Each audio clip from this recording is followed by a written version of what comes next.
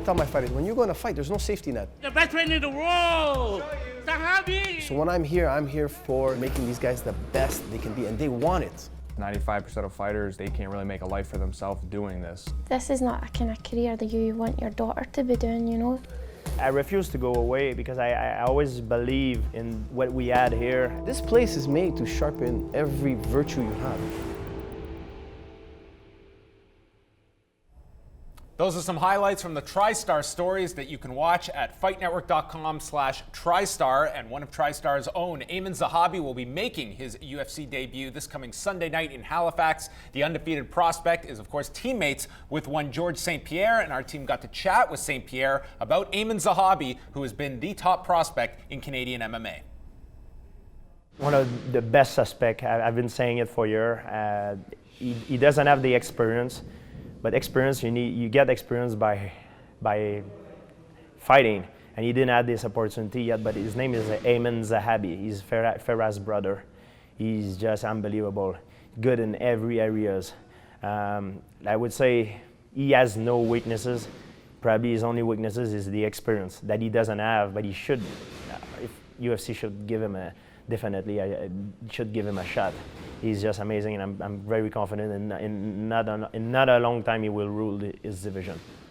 For me, if I get into big stage fights, I want to be known as the Tristar guy. I want to be the guy who carries the torch, and I have no problem holding that torch. All right, that was George St. Pierre and Aean Zahabi, who will be making his UFC debut against Reginaldo Vieira in bantamweight action on Sunday night. And I think for the Canadian audience, there's a lot of pressure that has been placed upon Aean Zahabi because of the gym he comes from and the last name of which he walks into the octagon with. It's very difficult at times with Canadian prospects because they don't get to fight every couple of months. It's very difficult for non-major league shows to happen in Canada and for guys to get experience. So with Aean Zahabi, this is certainly some stability by signing with a major organization, and it's been discussed for years, Cody, about Aean Zahabi and what his potential is. Well, they've been talking about this guy for years, as you mentioned, and even now that he's signed to the UFC, the talks are one of Canada's best prospect, 29 years old now. When we first heard about this guy, he was only 24 years old, and he most definitely was a prospect. But as you mentioned, it's not even that there's a lack of Canadian shows, but there's a serious lack of Canadian shows. It's also nobody in Canada wants to fight this guy because they all know exactly how he's good. And the guys that are at that level have to be training partners of him.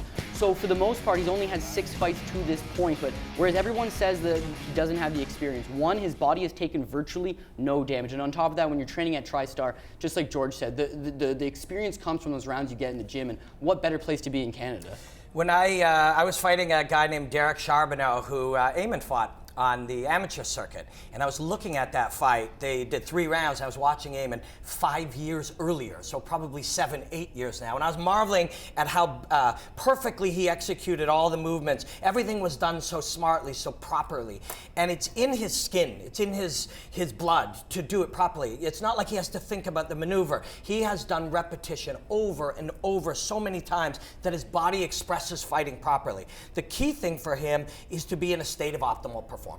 And he understands that. He knows he has the skills to beat this man and the next 5 they put in front of him.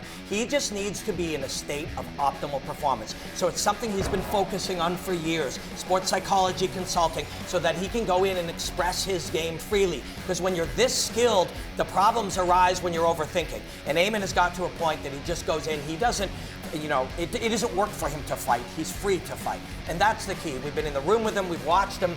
The skills are all there. On the night, it's just about getting out of his own way, and I expect him to do it. Not all prospects have that ability to just create that buzz about them, but because of who he trains with and being the younger brother of Firas, I mean, Aean has been someone that's been on the UFC's radar for a long time. Is this, yes, the trade-off, as George explained, is the lack of experience, but Cody, to your point, not going through all those wars where you're making very little outside of the UFC or a Bellator, is this kind of ideal that by the time you get to the UFC, it's like you might be lacking in experience, but you haven't put all those miles on your body. Yeah, I couldn't agree more. He's not going to have banged up knees. He's not going to have all those regular training injuries that a 10-year-long career has with it. So even when he's in his 30s, he's still going to be young at heart. He's still going to have a lot of youth on his side, despite being 29 29, 30 years old, but I think he's got all the skills. And when you see him compete, as Robin was saying, the guy's just very free. All 6 of his pro wins are by way of first-round stoppage. But when you see him, he's not rushing everything. It's just the opportunity eventually presents itself, and he can just take it right away.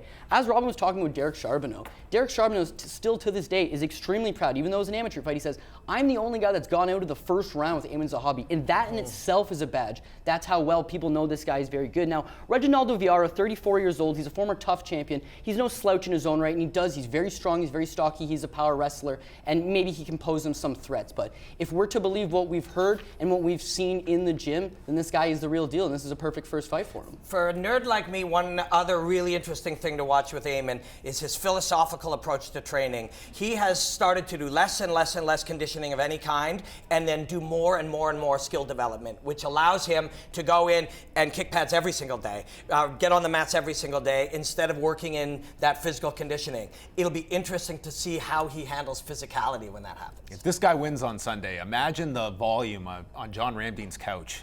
Just yelling. Yeah.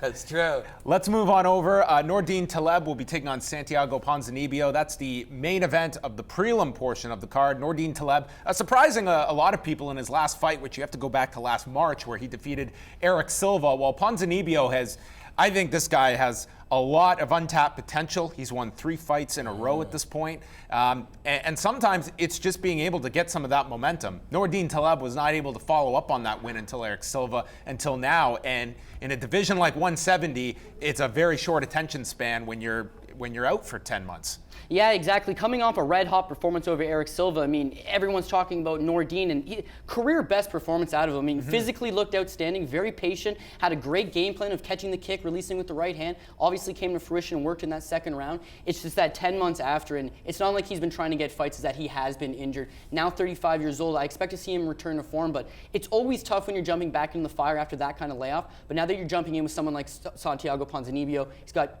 full-time American top team. Thiago Santos, one of his training partners, also on this card. They came out, I think, a good 2 weeks early to kind of get used to that Canadian winter, so to speak, which is in full force right now in Halifax, by the way. But I do like Santiago Ponzinibbio. The thing is, if you're going to look at odds and on 4-1, people are overlooking Nordine Taleb, and that's something that would prove to be a big mistake. He's got all the power in the world, but known as Nordine the Machine back in his heyday, he's a very tricky fighter. He's a good stand-up fighter. And if he doesn't have to worry about the takedowns, and this is a stand-up battle, why can't he use that background effectively? This guy is a pretty spectacular, long, lean racehorse type of guy. Ramdine and I were cage side when he fought in Las Vegas, and we were pretty blown away when you see him in person. Now, he hasn't fought since April as well. So if either guy is studying the other, what they're going to find is there's been a lot of growth in all departments. This is a really interesting matchup because we don't know where the growth has been.